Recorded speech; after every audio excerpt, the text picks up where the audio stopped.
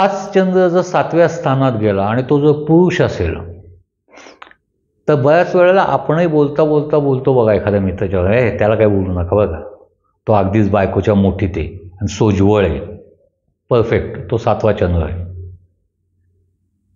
आणि ही जर स्त्री असेल तर तिच्या मैत्रिणी बोलत असत, तिला बोलू नका, तिला एक तर विनोद कळत नाही आणि ती बायको नवऱ्याच्या टाचेखालती राहणारी, जे काय घडल जसंच्या तसं 100% नवऱ्याला जाऊन सांगणार. काय होतं, 4 चौघात आपल्याला मग कान कोंडल्यासारखं होतं. आणि तोही नवरा तिचा असा आहे ना की तो येऊन विचारतो, असं झालं होतं का त्या दिवशी, मग असं माझी बायको म्हणत होती. गरज काय सांगायची त्याला, पण नाही, ती तशी असते. म्हणजे आपण त्याला म्हणू स्वामी भक्त स्त्री असते ती. त्यामुळे तिला ही मैत्रिणी टाळायचा प्रयत्न करतात. हाच चंद्र 8व्या स्थानात गेला ना की हा एकटपणा देतो. मला जे पाहिजे ते माझ्या पद्धतीनंच मिळालं पाहिजे.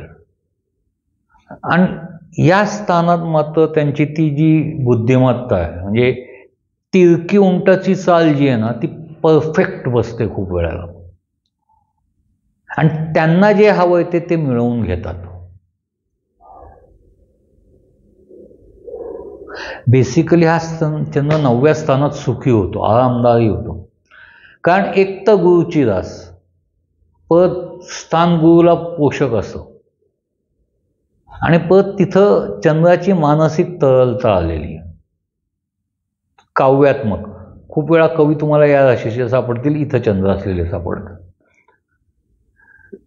म्हणजे जे न देखे रवी ते देखे कवी, त्यांची ती उत्स्फूर्तता का, त्यांचं ते आपण काय म्हणतो, शब्दाची वीण गुमताना काय कुठं काय कमी जास्त पडेल ते बरोबर तिथं भर काढून देणे, हे त्या लोकांना चांगलं जमतं. काही लोकांचं तर उत्पन्नही त्याच्यावर असतं बघ, परफेक्ट. म्हणजे सांगितलं की बाबा असं असं काही करायचं आहे, ते भले 2 दिवस जास्त खातील पण जे देतील ना ते गोल्डन असेल. हे अगदीच शेवटच्या टप्प्यातलं जर हे उदाहरण द्यायचं झालं तर एकदा जयश्री गडकर नावाच्या ज्या एक सिने तारका होती, त्यांनी सुरेश भटांना एक कविता मागितली होती त्यांच्या एका चित्रपटाच्या ह्याच्याकरता. चित्रपट 80% पूर्ण झाल्यावरही भटांच्याकडं कविता तयार नव्हती. म्हणून एक दिवस, म्हणजे त्यावेळेला भट कोल्हापूरला येऊन राहत होते, तर एक दिवस त्यांनी सांगितलं की वा सर, आता ह्याच्यापेक्षा जास्त मला हॉटेलवरचा खर्च परवडणार नाही, म्हणजे तुमच्या निवासस्थानाचं हे ते सगळं करणं परवडणारं नाही आहे. आणि तसंही माझं चित्रपट आता 80-90% जास्त पूर्ण झाला. आता ते गाणं ज्या सिक्वेन्समध्ये टाकायचं होतं तो सिक्वेन्सही पूर्ण झालेला असल्यामुळे बट म्हटले काही प्रॉब्लेम नाही, मी जातो उद्याच्या गाडीनं, उद्या माझी तिकिटाची हे करा, मी नागपूरला निघतोय म्हणून. आणि 2 दिग्गज कलावंत एकमेकांना हे करताना, म्हणून ते जयश्रीताई त्यांच्याशी सांगायला गेले की बाबा सॉरी, माझी तेवढी आर्थिक कॅपॅसिटी राहिलेली नव्हती म्हणून मला तुम्हाला सांग. ते म्हणले अरे नाही बाई, तू केलं ते योग्यच केलं, पण तुला सांगू का, कविता किंवा गाणं ते स्फुरण्यावर असतं, त्याच्याशी वेळ नसते. मी आत्ता स्टेशनवर बसल्या बसल्या लिहिली, हे घे तुझं गाणं, तुला इतके दिवस तुझा जो खर्च झाला तो. जयश्रीताईंना अक्षरशः रडू अनावर झालं. त्यांनी ते कशी बशी ती त्या कागद घेतले आणि त्यानंतर भट निघून गेले. त्यात पिक्चरमध्ये त्यांना वापरता येणार नव्हती, म्हणून नंतर तीच कविता स्मिता पाटीलच्या उंबरठा चित्रपटात तुम्ही सुन्या सुन्या मैफिलीत माझ्या या नावाने ऐकता. म्हणजे असं हेही माझं वाचन आहे, हे नाही, पण त्या ह्याच्यात मला असं वाटतं कदाचित त्यात तो मीनेचा 12वा चंद्रही कुठंतरी इन्व्हॉल्ड असावा. अशी मीनं असे, थोडीशी गडबडी, बरीचशी बेपर्वाई, बरीचशी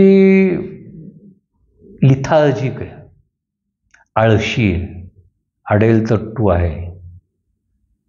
पण काही काही ठिकाणी ती अप्रतिम आणि अद्वितीय पण आहे. तर आजच आपण बघताना बघितलं की कुंभेचं याच्यात पराक्रम येतो, कुंभेत शिस्तशीरपणा येतो, कुंभेत अदब येते, कुंभेत बुद्धिमत्ता येते. बळप उलटं मीनेचं आहे, बेशिस्त प्रचंड, अवखळपणा जास्त, कुठल्याही याचं सिस्टमॅटिक हे नाही. बुद्धिमत्ता तर म्हणजे ऑल्सो रॅन याच कॅटेगरीतली.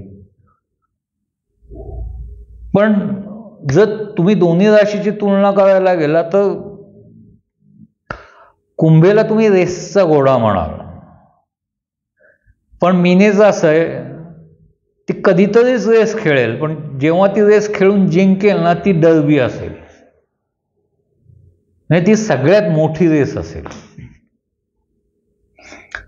एक सातत्याने जिंकत येणारी हे, आणि हे कधीतरी जिंकणार पण असे एकदम हाय लेवलवर जाऊन बसणार अशी. एक लक्षात घ्या, शेवटी निसर्ग आहे, कुठं प्लस कुठं मायनस.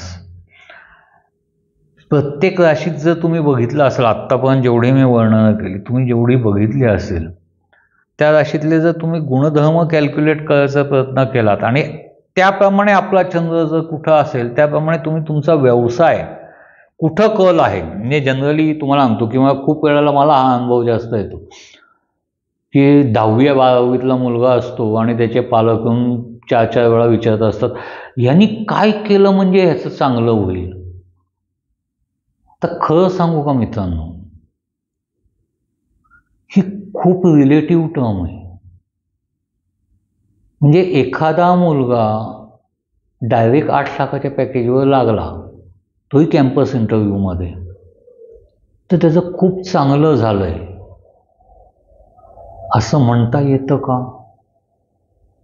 कारण काही काही वेळेला काय होतं, त्याच कॅम्पस इंटरव्ह्यूमध्ये सेम बॅच मधला मुलगा 12 लाखाचं पॅकेज घेऊन जातो. मग याचं वाईट झालंय का? आलं का लक्षात? शेवटी ती रिलेटिव्ह टर्म आहे.